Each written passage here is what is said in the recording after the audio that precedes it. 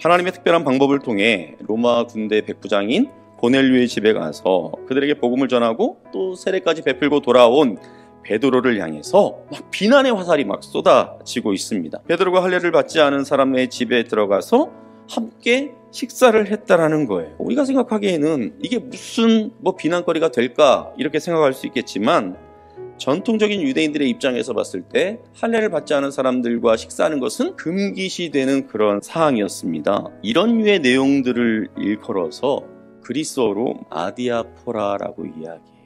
무슨 뜻이냐면 중요하지 않은 것, 이래도 되고 저래도 그만인 것. 그러니까 성경에서 하나님이 하라고 하지도 않았고 하지 말라고 하지도 않은 이러한 것들을 일컬어서 우리가 아디아포라라고 이야기를 합니다. 이제 하나님의 백성이 되려면 더 이상 율법을 지키는 행위가 중요하지 않습니다. 그럼 뭐가 중요할까? 예수 그리스도를 믿는 믿음이 있어야 한다는 거예요. 하나님의 백성으로서 인정받는 조건이 율법에서 예수 그리스도로 바뀐 거예요. 우리가 유대인이냐 이방인이냐 이게 중요한 것이 아니라 예수를 구원자로 믿느냐 믿지 않느냐, 이것이 중요하다는 것입니다.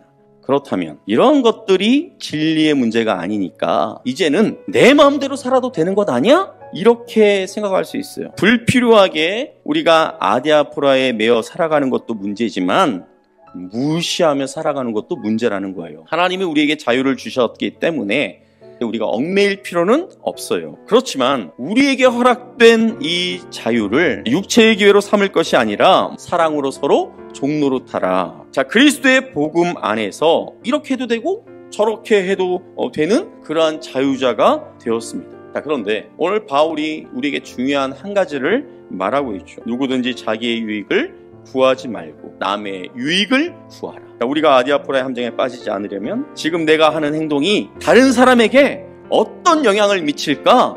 그것을 먼저 생각하고 행동하라는 것입니다.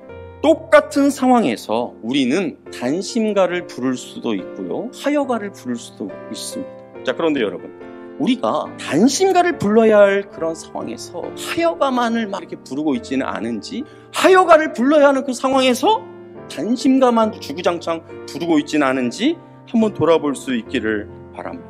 아디아포라의 이 문제가 간단한 문제가 아니에요. 항상 성령 안에 깨어있지 않으면 쉽게 무너질 수 있다는 거예요. 어쩌면 우리 공동체를 한 번에 이상하게 만들 수도 있는 그런 문제가 될 수 있다는 거예요. 사랑하는 성도 여러분, 우리가 하나님의 마음으로 나의 형제들을 바라보려고, 이웃을 바라보려고 그렇게 애쓸 때 우리 안에 거하시는 성령께서 우리가 그 순간 단심가를 불러야 할지 하여가를 불러야 할지 인도해 주실 줄 믿습니다.